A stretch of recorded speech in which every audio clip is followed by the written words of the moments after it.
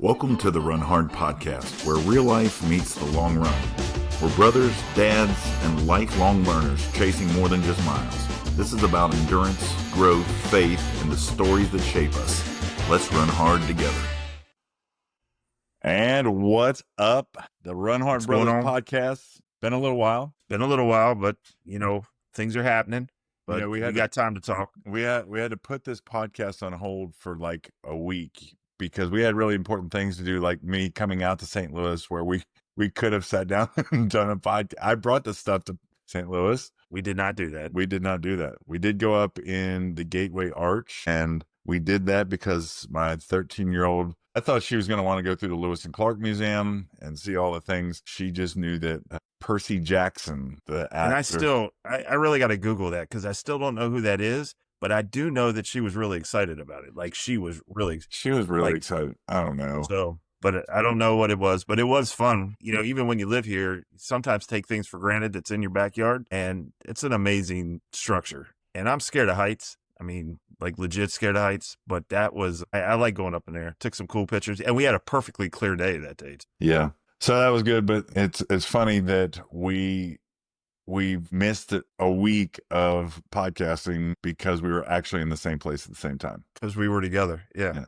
So, well, and maybe that's like this little thing that this is what we do to hang out. And when we were hanging out, there was no need to do it. So all right. Maybe that was the deal. So, yeah, because we really did nothing. We just sat around and did nothing and ate. So it was good. So this episode's going to be a little bit different. This one's going to be a little personal. One that's been coming for a little bit. I mean, we're still going to talk about running, but we've said from the beginning that running's not everything that we're going to talk about, because running has become part of life, but running isn't life. Life happens. And honestly, I mean, one of the reasons I came out to St. Louis to see Mom and having, she's not able to travel as much. So hi, Mom. I know you watch these. One of the 12 that get to get on and watch. The tens and tens that watch. The tens and tens that watch. But this episode is going to be different. It's not just about, training and all of that. It's really about who we've become and are becoming. It's weird to be 50 years old and say becoming, but we are becoming people. And what shaped us along the way, even before we laced up pairs of shoes. I know that there's people that watch us that don't know us personally, so I want to share a little bit about that and talk about our story. But disclaimer, we're going to share honestly, but we're going to always try and honor. We did come through some tough things, and we're going to do our best to not tear down anybody, talk about it, but be just real about what's happened. So straight up, if you've gone through tough times as a kid, as an adult, we'll talk a little bit about that. But I think it's cool because by the grace of God, we've made things, gotten through things, and he's given us tools like running to help deal with that. Running, and of course our wives. Our wives, for sure. And I hope that, listening to what we're going to talk about, if you identify with it or you understand it, you understand that if you're going through it now and you're not in the best place, there is hope out there, because Cody and I are living proof that you can come from somewhere where it's a struggle and really, really come out on the other side. I said somewhere at one point that, I forget, it was on a video or something, Cody, but it was basically the fact of this is that the hard times are climbing that mountain. And if you just keep grinding and climb the mountain, no matter what's being thrown at you, if you can get to the top, you get to see sunsets, you get to see sunrises. And that's where it's at. When you're in that valley, it's tough. And I'm hoping that people see that. I mean, you and I are definitely seeing a lot of sunrises and sunsets right now with our families and where we're at in life. And so I hope that this helps somebody. Yeah. So Rice is the far older brother of us, born basically 20 years before I was born. Approaching your math is bad. Your math is bad. Yeah. I remember when it was a big deal. You're 4 years and like 10 months older than me. And I remember when I learned that and thought that was the biggest deal, because I thought it was 5. I was like, you are not that much older than me. You're less than 5 years older than me. Yeah. So from September to November, I'm 4 years older than you. Right. Again, math, and we don't care about any of that. Right. No, the whole thing, and I know that we kind of addressed the what is it, the fourth wall or whatever, when we're talking to people that are listening, people that might be watching. But we get together on a regular basis, and we started doing this when we started doing vacations together, and started talking through our childhood. And then Steph came down and was a part of it. And literally for years, we've gotten together and sat down and started piecing together pieces of our childhood, our young adulthood, kind of like picking up a plate off of the floor after it's broken. And instead of discarding it, throwing it away, we've kind of piece things back together, and some of the pieces are really shattered and broken, and then there's some big pieces that you really can kind of see, but it's all taken form again.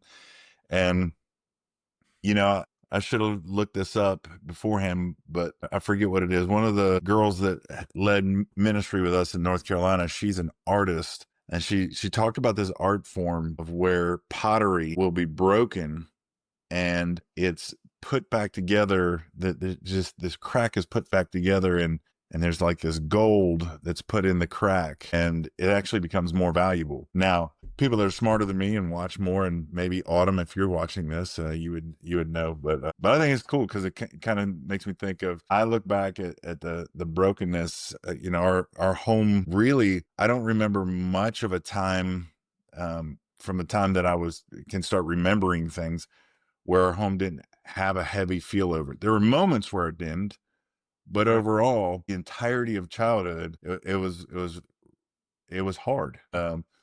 And without going into a ton of detail, some of my earliest memories are standing on a mobile home porch in Lancaster, Pennsylvania, Elizabethtown, Pennsylvania, with our dog, the first dog. And I remember looking out because I thought Dad was on a trip to Canada for like Months. 6 months.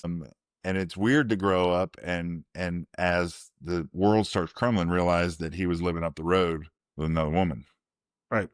I think, and I think that's the piece of the pottery that is sharp and jagged and hurts. Right. That when we go back and look at it, because I can remember, and we seem to have these talks, and it has been something over at least the last 5 years, where we've really kind of sat back and really tried to figure out, first of all, how amazing it is that we're all so close and that we've all made it through, when we've sat down and started listing the stories and started talking about what it was that we went through.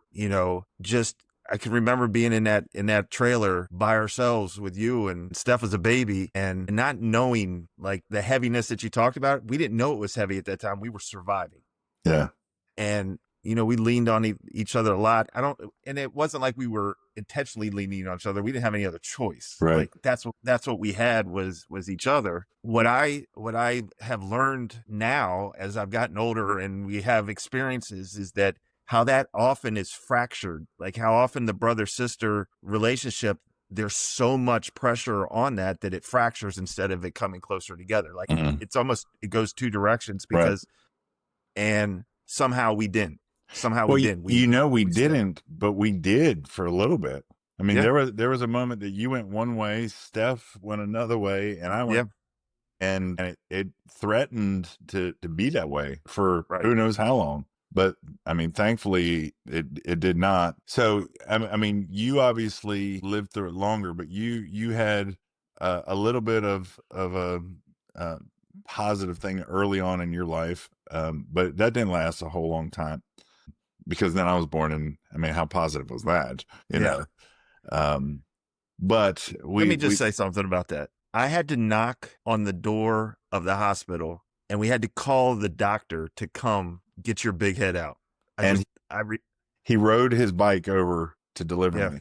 Yeah. In a little country hospital in South Dakota, the doctor rode his now bike wait, hold on, because you say little country hospital, it's the county seat. I was born in the county seat of Han County, and I love calling that my hometown, because I mean, who gets to be from Miller, South Dakota? But I went there. There's more sticky notes on this sticky pad than there were people in that.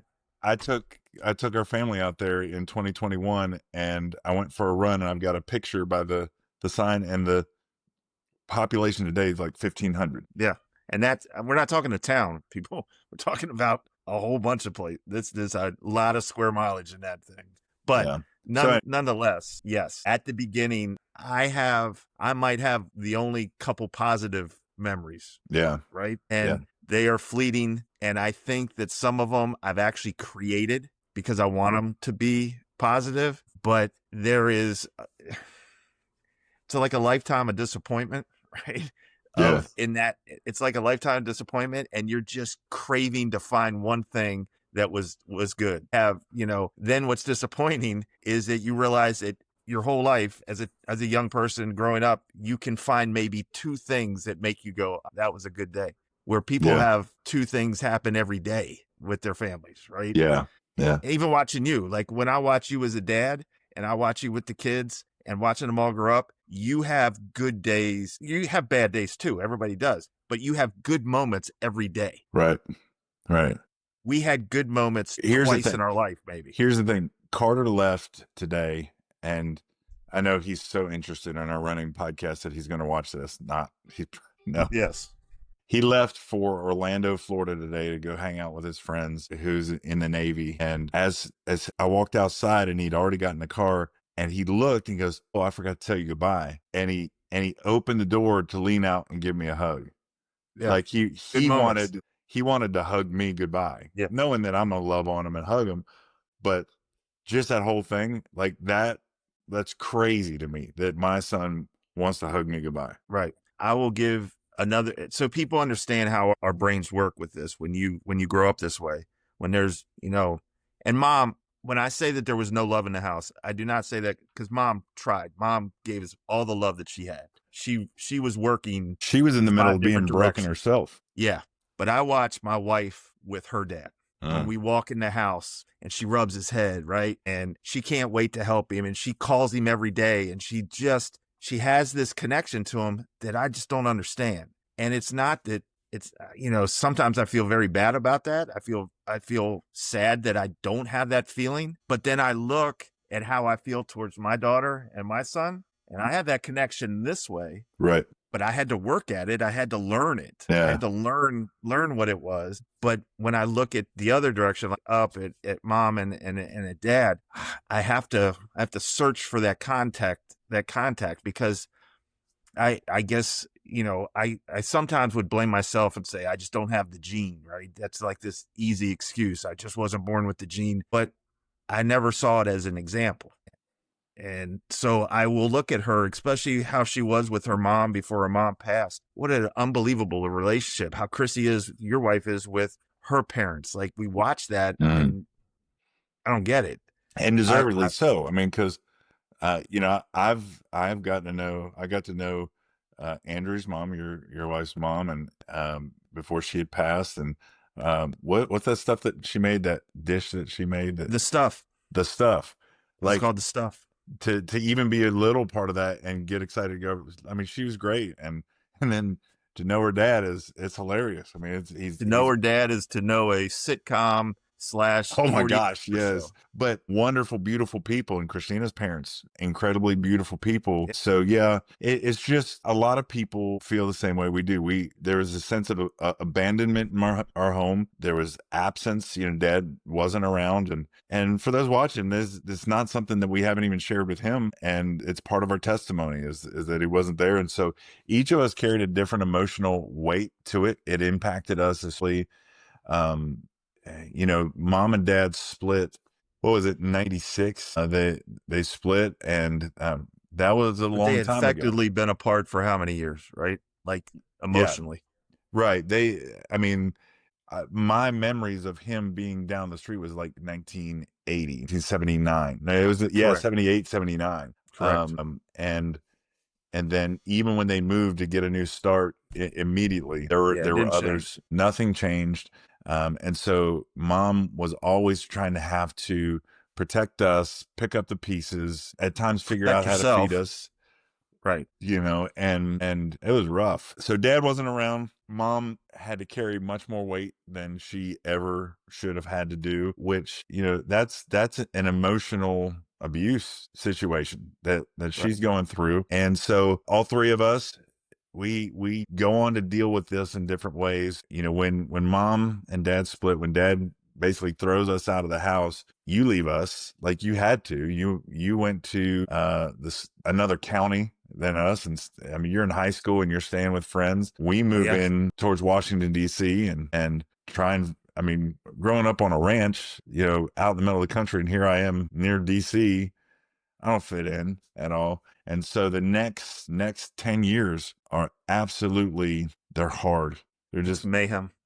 And I mean, we could go on and on the little things along the way, the guardrails and the blessings that God did put in our way. To mom got a great job and great people to help her along the way. And, you know, and I was very fortunate that, yes, I was on my own at 16 years old, but I had a lot of people looking out, the Huffs that took care of me, let me sleep at their house, Sandy and her mom that would let me sleep. So I had places to sleep, the Morrisons out at the golf course. And when I tell the stories about like sleeping on people's floors and sleeping in the clubhouse of a golf course, it's crazy because it's a very normal conversation for me, because it became my normal. To other people, they're like, "You what?"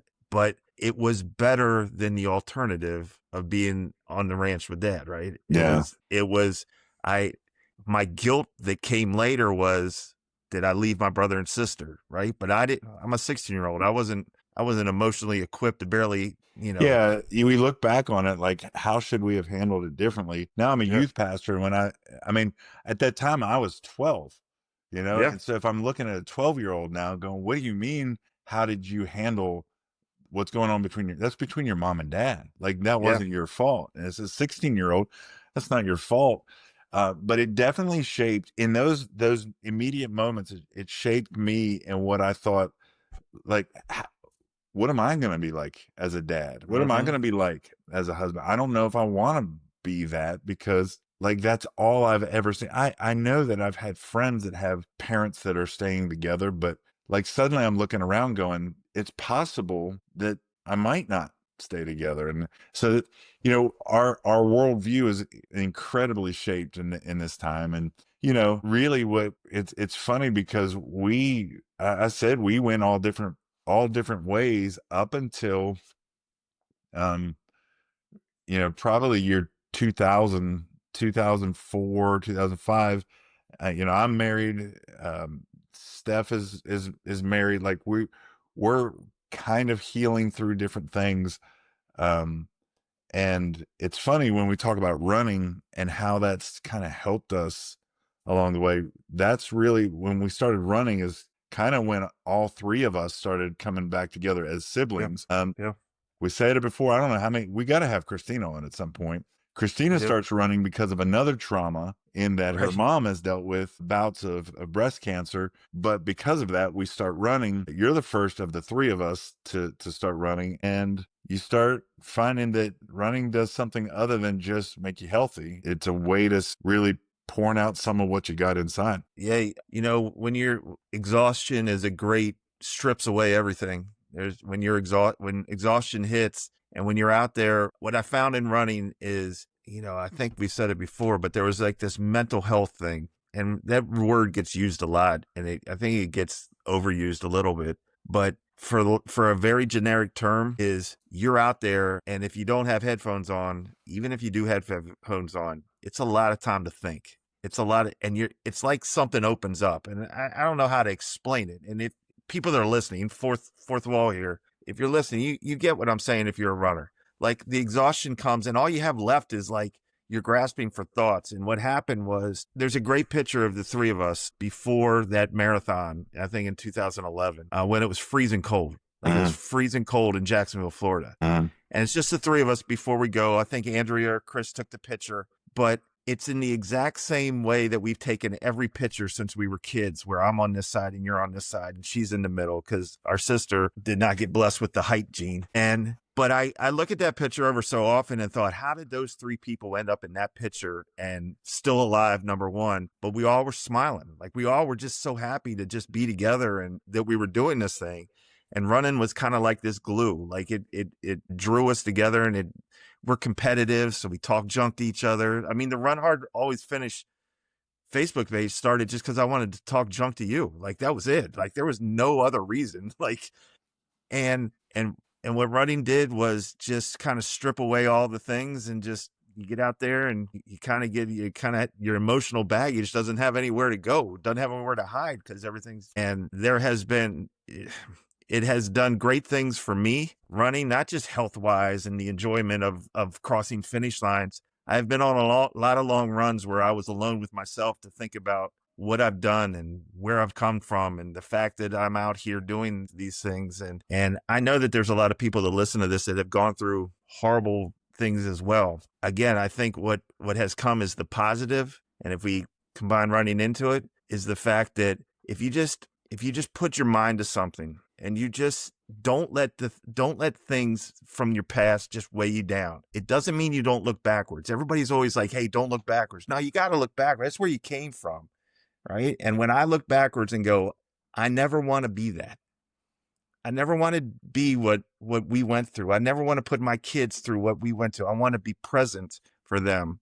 A lot of that I found when I was out there running, and it was clear your head time. And, but I look at that picture, Cody, of you, me, and Steph, and we're just smiling. It's freezing to death. We're freezing to death. In Florida. Jacksonville, Florida, and it was 29 degrees and the wind was blowing and we were not ready. No. And, but we were smiling, and I thought those three people could have their lives could have been a lot different if it wasn't for the sake of the fact of the matter is that, I mean, we love each other, first of all, but we won. I always think that we won as brothers and sisters. So yeah.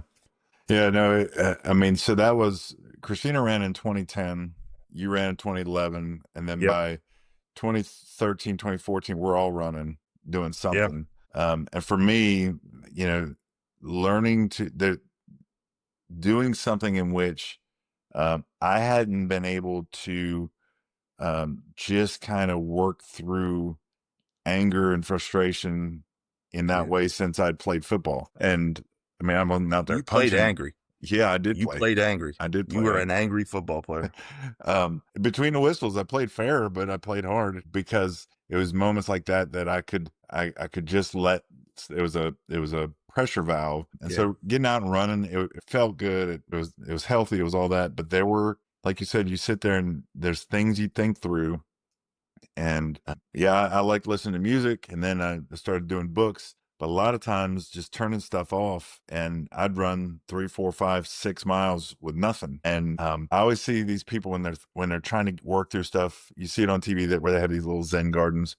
They take a rake through and they draw these patterns. Right. For me, it's that long run. Like that's where it's doing that in my brain. Like it's weird. I mean, I don't know if that's weird to think of, but like it's organizing thoughts. Like all the fluff goes away, and I'm just thinking through things. And I've said it before, but I've actually solved a lot of the world's problems out there on the run. I just didn't have anything to write it down with. Yeah. And I forget about it when I come back, but I come back and I feel good. And to hear, Christina say, how was your run? How'd it go? I start talking about it. I realize I'm in control of my life. I get to make the choices for me. I get to choose to be healthy physically, mentally, spiritually, emotionally. And there's just something about learning that pain can bring about something good, Yeah.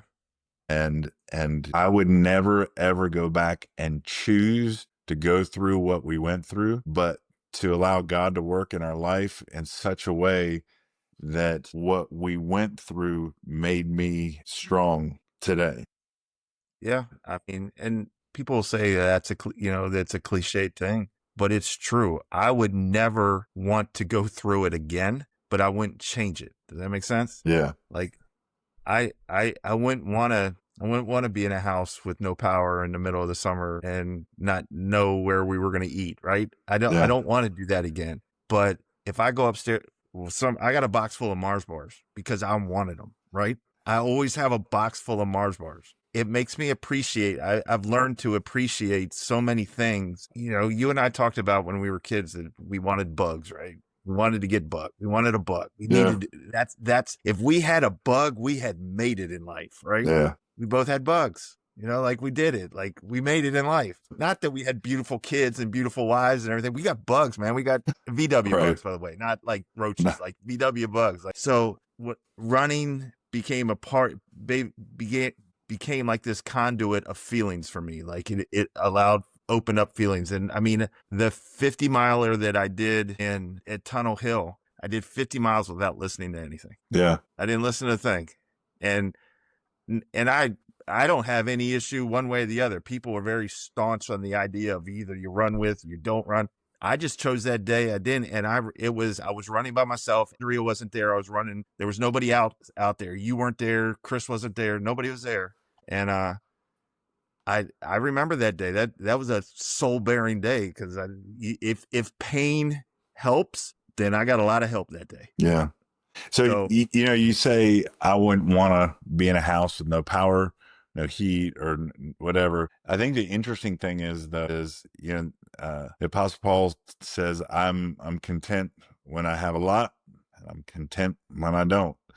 The thing that going through what we did, though, I think is that I don't want to either. But guess what? I knew that we can, and that the neat thing is that I know that if it's Christina and I'm in a house that doesn't have that stuff, I still have everything, you know, because what was bad about our place, you know, we didn't know that the house that we were living in was subpar. We didn't know that. Right. Not as kids. No, not as kids, but we did know that Dad wasn't around. We did know that. You know, if Dad had been there and if things had been good in that sense, I mean, we would have grown up and thought things were great. I mean, kids do that. People do that all the time. But so I think it's cool that, you know, we know, like, all these things haven't. Yeah. When I got my Volkswagen, I thought I'd won the flipping lottery, man, and driving that thing around. But, you know, I had to make this decision this year where we're at here in Lynchburg. I don't have a garage, and I knew that over time that bug was going to lose its structure because whatever. And there's a young guy and his dad nearby have a garage. They wanted a project. I mean, I sold it. You know, I was like, bye, you know, and it went down the road. And growing up and just not having stuff, I don't get super attached to it. Like, it was such a good era. I'm looking for another one. I want another one. Right. But I'll sell you mine. But the joy is in enjoying the things you have right now in the moment. Yeah. So, I mean, I think that's cool. Now, you know, we talked about the fact that I think it's important that, you know, the story doesn't end. It's not like we don't have a dad anymore, you know, and when you get old, sometimes you think this, you know, I talk to students all the time as a youth pastor, talk to students all the time that go through these things. You know, I'd love to tell you that you get through it and then you don't have to deal with it anymore. But for the rest of your life, you have to deal with it. You have to deal with the fact that there is a fracture in the family, and you have a dad over here and mom's over here. Actually, mom was like right here, and we didn't know where dad was for a lot of times. And, you know, for the better part of 40 years, with the exception of a few short windows of time, dad was gone and out of sight, or he was texting us and Facebooking us and telling us exactly how horrible we are in ways that, I mean, he has a way with words in that he attacked you in specific ways that were detail oriented to you. Yes. Of how terrible you were. Then he'd get spiritual with me and tell me that, you know, I was from the devil and all these. I like to say that he's an evil wordsmith. Hey, he could do it. His ability to put words together and that was from the time we were little all the way grown. It was that I understood it better as a 40-year-old and a 45-year-old, that it sliced a little deeper. Right. You know? Gave that a thumbs up, did you? Oh, no. Because as a 40-year-old, as a 30-year-old, as a 45-year-old, as a 55-year-old, you still wish that you had that dad, right? Right. Like, you still wish that you had that relationship that you've seen on TV. You've watched the movies. Like, look at the dad's in the stands watching this kid play ball. And, you know, that was just not a reality for us. Right. And people are like, oh, you're grown now, everything's good. No, I'm 55 years old. And I, you know, I love the fact I have a father-in-law that makes me laugh. Right. And is just, you know, just the most unique individual you'll ever meet. I love spending time with him, but it's not my dad. And I miss that. We miss that. Right. And that doesn't go away. There's a but it's not even just that he's not there. It was the anti thing in right. that He chose he intentionally would something reach else. out to tell us and that he's not going to be part of life. He doesn't want to be part of our life. Like Right. he'd find opportunities. So that was tough because it does bring that back up and dealt with that in very intentional ways towards us all the way up until the point of where he kind of disappeared for a little bit. And then we get a call in 2023. 2023. Uncle Lee. I think Uncle Lee called you, right? Was it 23? No, it was 20. It was beginning of 24 because he's only been here a year and a half. Yeah. So it was whenever it was. Uncle Lee called you and said that he had been. This is his youngest brother. His youngest brother called you, right? He didn't call me. He called you and said, that in his talking with Dad, that he knew something was off. Right. Like he could tell something was off. And I hadn't talked to Dad in a decade. I don't think it had easy been 10 years since I had spoken to him. And Cody called and said, we need to go see Dad, which was not a call I was expecting to get from my brother. Well, we talked about it for a second. I said, because I had, as much as he threw things at me and stuff, for the most part, I tried to once every 6 to 8 weeks send a picture of one of the kids doing something that they did. And sometimes he would cuss me and sometimes he'd go, that, you can tell that's my grandkid. It's strange. Right. But then he stopped doing that.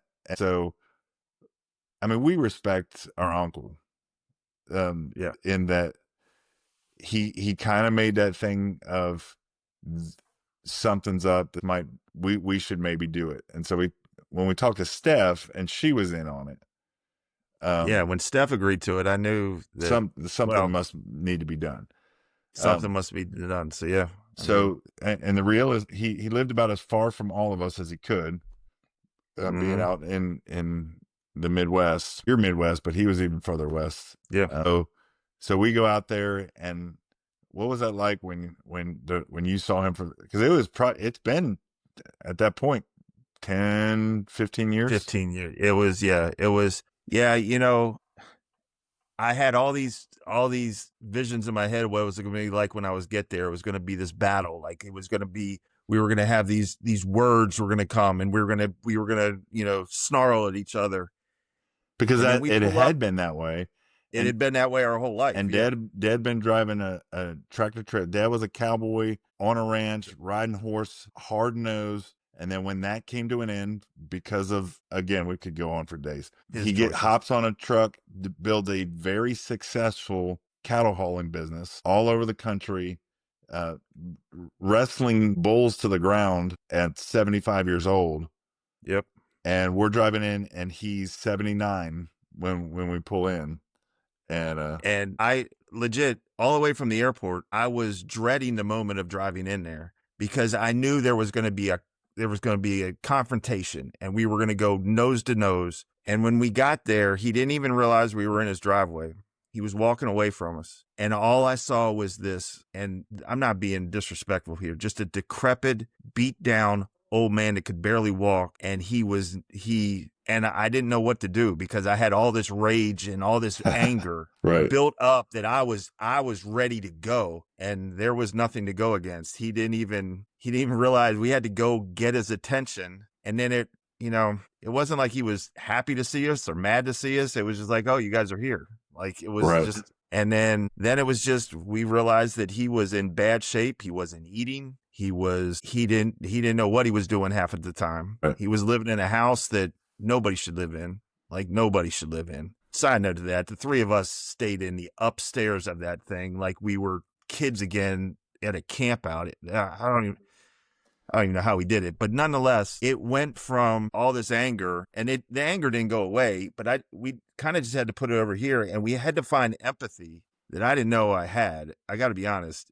I had a very shallow pool of empathy. And I give a lot of credit to you on this, is that your pool was much deeper and you were able to somehow separate better than I was. And I don't think it's right or it's wrong, or I'm incorrect in my way of thinking, or you were better. It was just the matter of fact, I only had so much, and then I didn't have any more. And I guess that's why we're brothers, and we have to pick up where the other is not as good. And this is where you stepped in, and he was going to die there. Let's just be honest. He was And going to die. within, I would Yeah. say weeks, if not months, maybe. He was starving himself to death because he wasn't eating. He didn't know he was supposed to be eating. And it was just an awful situation. And I don't know where you dug so deep that you went and picked him up and took him back to Virginia. I think about it a lot. I think about it when I'm running. That the fact that you have, for the last year, it's been a year, right? It's been a year Year that and a he has half. been in Virginia, a year and a half. That you had to step in, and I don't think it's because you wanted to, right? I don't think that you were like, I need to do this for my dad. It is about, sometimes it's just about a human to a human. It's about, and that's honestly where like our wives come in. yeah, It's geez. not like Christina wanted to do it either, No. but she that's partnership, that's marriage. And she drove out with me, and she's taught me to, in ministry and stuff. And you love people because God loves them. And I realized that in conversations with my dad, I don't believe that he has a relationship with Christ. And from what I read in the Bible, and from what I know, that means that as frustrated and angry as I might be at him here on earth, that my feelings about the situation aren't nearly as important as what God wants me to do.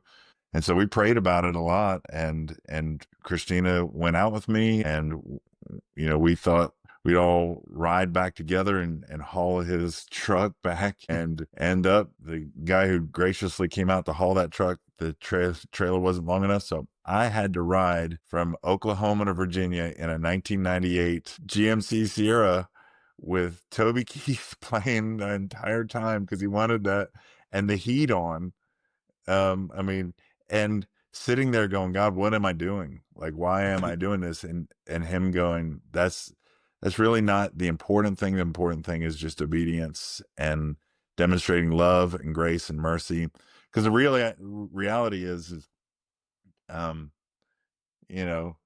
am just as guilty of sin and wrong as my dad is. And I didn't do the same things as him, but I don't deserve anything better than he does. And so, and that's such a hard lesson, Cody. That's a hard lesson, even when I hear you say this. And you've always been the one to speak very, very straightforward. But even listening to that, because the man was awful to us. I don't know. I don't want to belabor it. The man was awful to us. right. And I struggle to find that part of me, that the same part you're talking about. I struggle with that. I struggle when I'm there with you and we go to see him. Right.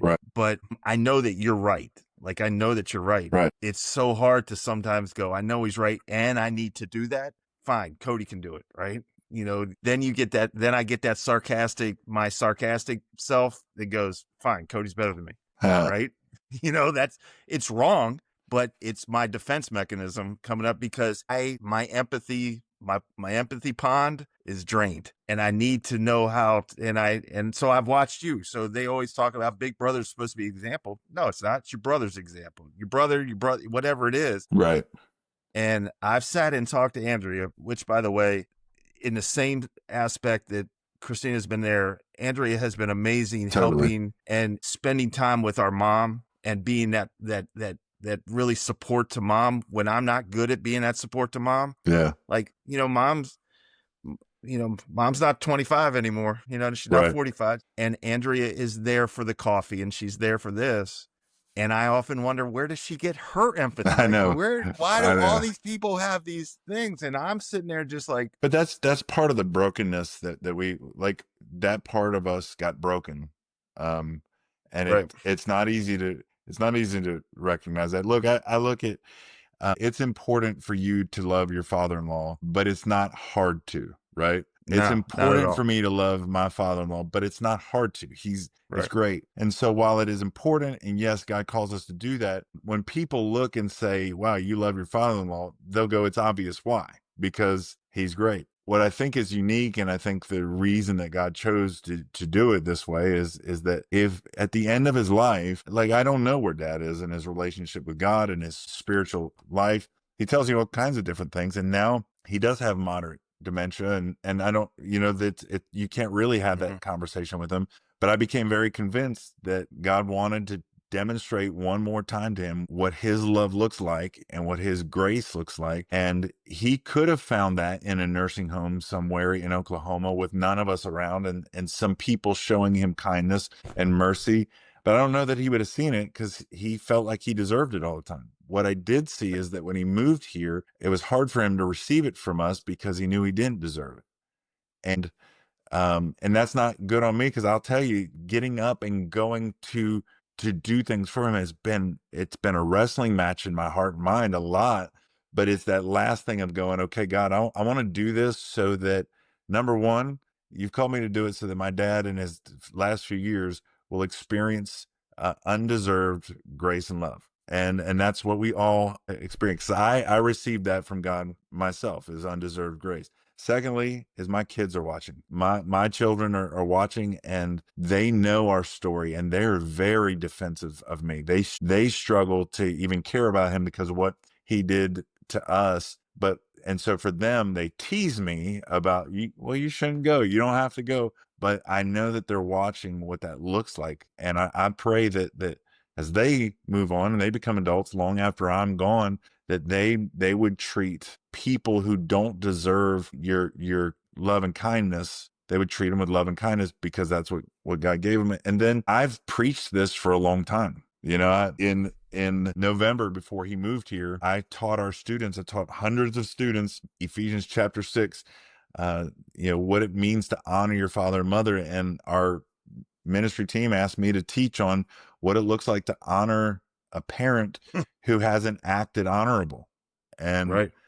And, we, even in telling this, I said from the beginning, we need to tell a story as it is, and not be fake about it. I mean, it was rough and awful, but also not to go through and calling him names and all kinds of things, because that doesn't do anything. You don't have to do that. Yeah, it's crazy that I've come to where, as difficult as it is, I go, the fact that God's called me to do that is, I need to look at that as an honor that he's giving me. And even when I don't feel like doing it, I'm doing it for Christ and not even really for Dad. Right. And I think you said that your kids are watching you. You got to know that your brother's watching you. Yeah.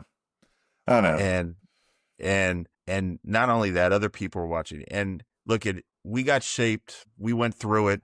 We're dads, we're husbands, we're obviously brothers. And yes, it was horrible, but I sit here today, like I have a, we had a great grandfather. Yes. Like I had, right? So that helped. He was hard, but he taught me how to work hard. That might not have happened if Dad was always home, because Dad wasn't, he wouldn't have been the great example. So Grandpa stepped in there at times. Yeah. So we had these, I may have never met the Huffs and got good direction from Dr. Huff, and never met Sandy and Mrs. Hill making me cinnamon rolls when I was sad because I didn't have a home to go to. So yeah.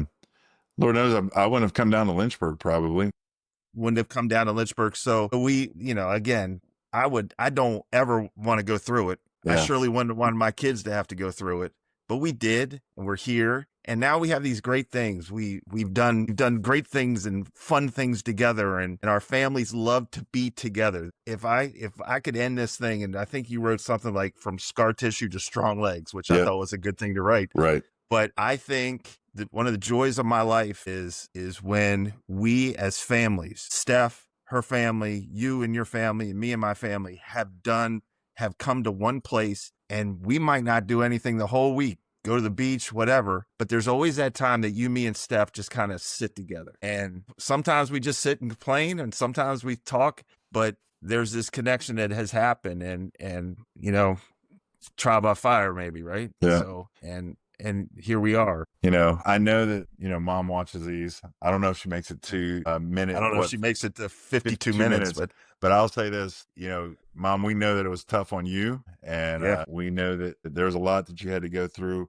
And part of what broken us is just really knowing how to have deep relationships parents. And Yeah. it's been cool that our wives have helped us stay connected with you, and you connected with us. And so we're thankful for you making it through. And here's the cool thing is that God provided for her and that she was on her own for 40 years. 40 years. And then God brought Bob. Bob showed up. Bob showed up in a real way. And it's been cool for me. He's been a blessing to me, investing in ministry for me. And so even in that, you go, how cool is that? That even as many years that there's still blessings like that. And I probably don't say it enough of how, because Mom has lived all over the world, literally lived all over the world. She was searching. I would always believe that Mom was searching, right? Mom was searching for something. She was in Lynchburg. She was in England. She was in Tulsa, Oklahoma. She was in New Mexico. But now my mom lives 30 minutes from me. Like, she lives down the road from me. My wife has coffee with her once a week, it seems like. And I should be so lucky that my mom wants me around, and my mom and our mom is our biggest cheerleader. Yep. There is no bigger cheerleader. And if you don't believe it, y'all just go to any one of our Facebook posts and scroll down and find my mom. My mom will, our comment mom at will least twice on outdo it. you. What's that? Comment at least twice on it. Yep. And always an emoji. An emoji. But our mom will out comment you and win every time. And That's so, right. But yes, we have gone through a lot, see? Yeah. And I love where we're at. I mean, just tonight, we're talking about going to Talladega again, and spending time together. And you guys were just out here, and we literally really didn't do anything. We just sat around and talked and just hung out as brothers. And we're pretty lucky to have that. And running has just become a fun thing that we do. And I ran this morning. I got 47 days until the Burning River, and I was having a little foot situation, but I went out, had a good run this morning. Felt good. 5 miles. I came back and it didn't hurt. I found a really good doctor to help me out. And so 50 miles, I'm looking for the one for you to run with me. So I'm not going to tell you though. That's crazy. I'm telling you, we're going to Talladega, but yeah, really. So, well, this is the longest one. Yeah, by a little bit, but this is one of those ones that people make it this far. Now you know a little bit more about us. I don't know that we need to go too in depth on any one of it. I think that sums it up pretty well. Yeah, save it for the book. We're going to write a book. Oh yeah, definitely. The book will be much more detailed. The movie will be crazy. Yeah, the movie will be crazy. But that's us. You said you got your run. I got my run yesterday. Ran with Steve, a guy that delivered pizza with me 30 years ago. That's crazy. That's 61-year-old dude that we got to have on this. 61 years old. Yeah. And I do everything that I can to keep up with him. Bro, he kills it. It's crazy. So a lot of fun, a lot of good things going on. You got anything else before we dip out of here? Nope. I think that's about as heavy as I can go tonight. I'm gonna have to sit for a while in the dark. just like decompress a little bit. I'm glad we did it. If nothing else, I don't care if one person listens to this. This was good for you and me. Yep. Now I was gonna say we put it down on wax. We're good. Yeah, something. So, but no, let's out there again. I want to repeat this to anybody out there. Ask somebody for help if you need it. Talk to somebody. There's people out there that have gone through the same thing you have. It's good to talk to people. I am just fortunate that I have my brother to talk to. Yeah. That's pretty lucky. This may seem trite, but if you're going through something right now and you need somebody to talk to, I mean, I know this is on video. I know this, whatever, DM us. Look, it's what I do. I know Russ would be glad. I will call you. I will do whatever. Give us a buzz. We, whatever we can do. You can make it through. Yep. You'll make it through. You can do it. Good luck. All right. Well, I guess in a very, very different way than we normally say it. Why don't you sign off the way we always do? Yep. So just run hard, always finish, and look at set goals, turn them into accomplishments, and just smile. You got this.